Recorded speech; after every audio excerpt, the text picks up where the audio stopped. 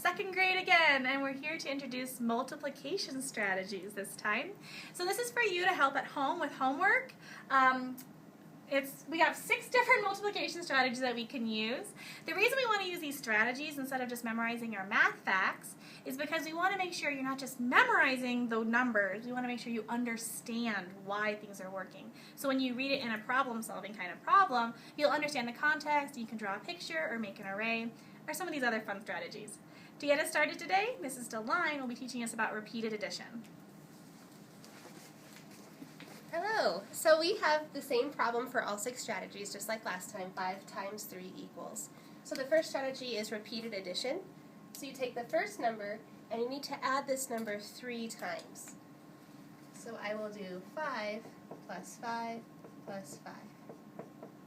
I can do branches to help me with my addition. 10 plus 5 equals 15. Or I can take 3 5 times. 3 plus 3 plus 3 plus 3 plus 3. 1, 2, 3, 4, 5. Do my branches to help me.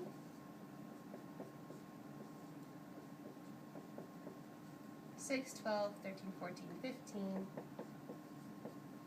The answer. Now Mrs. Tabor will show you skip counting.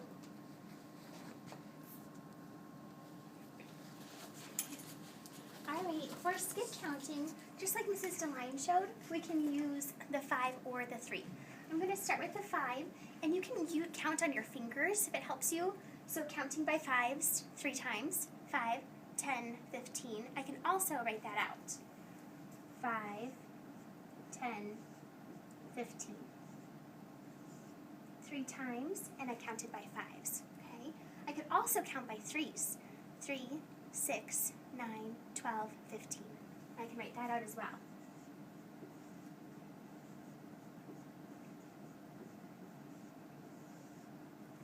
Alright, that is how you skip count. I'll hand it off to Mrs. Thompson for drawing a picture.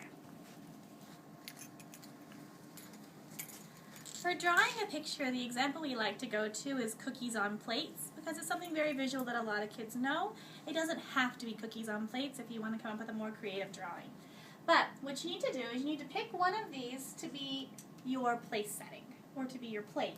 I'm going to pick 3. So to start, I'm going to make 3 plates.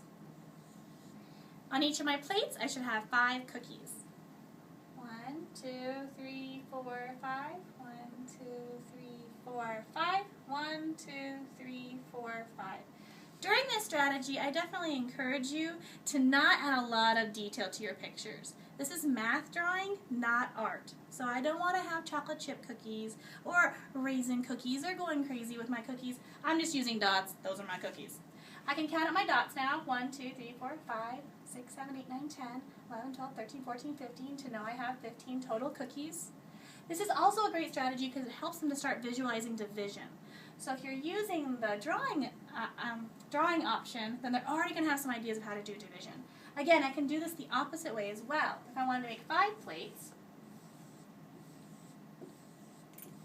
with 3 cookies each. 1, 2, 3, 4, 5, 6, 7, 8, 9, 10, 11, 12, 13, 14, 15.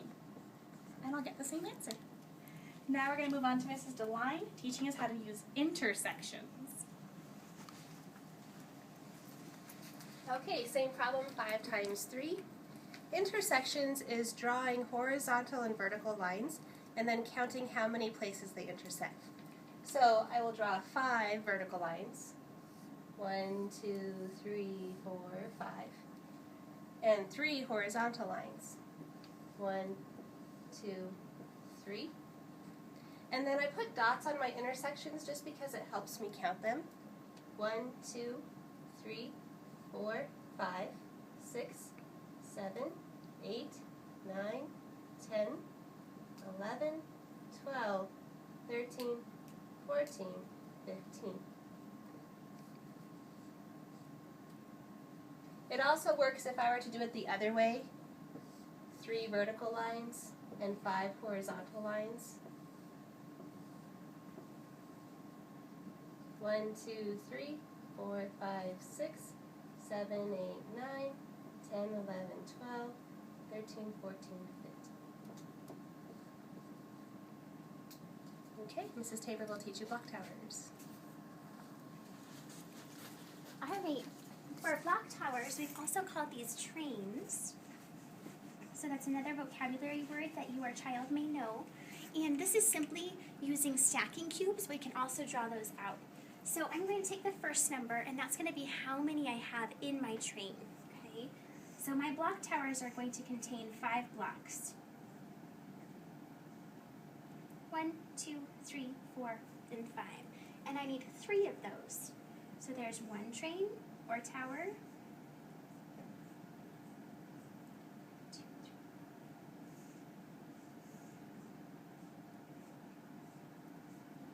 And then I have 3. And each time you can see I made sure that I have 5 in my train. Okay? Then I can count them up. 1, 2, 3, 4, 5, 6, 7, 8, 9, 10, 11, 12, 13, 14, 15. Again, like Mrs. Thompson and Mrs. DeLine showed, I could also do the trains having 3 cubes in them each, okay, to get the same answer. And I will hand it off to Mrs. Thompson to work on arrays. All right, we're on to our final strategy. So with arrays, we really want to stress the importance of making really neat rows and columns of our image. So unlike drawing a picture where we're imagining handing things out onto cookies onto plates, with an array you can still use a little picture like a circle or a star, but you want to focus on making sure they're in rows and columns. So if I say I wanted 5 rows, I would go 1, 2, 3, 4, 5. And each row has 3, and there's 3 columns that have that. So that'd be 1, 2, 3, 4, 5, 1, 2, 3, 4, 5. So I've got 5 rows, and I have 3 columns with 5 in each row. I can count those up. I can skip count. 5, 10, 15. That'll help me. Or I can go the other way. 3, 6, 9, 12, 15. And I know I have 15. And again, just like all my other strategies, I can flip it. Because of the commutative property of addition and multiplication, it doesn't matter which order the number comes in, it'll still give you the correct answer. Remember, that does not work for subtraction and division, only with addition and multiplication. So here again, I can go 1, 2, 3 to create my rows that are starting there, and then make 5 rows of 3. Or 5 columns of 3, I'm sorry. Which again will give us 15. I hope this has really helped you learn some of our multiplication strategies so that you're using them at home with your child and you're using them at home on your homework. We want to make sure you understand the conceptualization of math here. Memorizing those facts is not good enough for 2nd grade math. You got to prove to us you really know it. Thank you.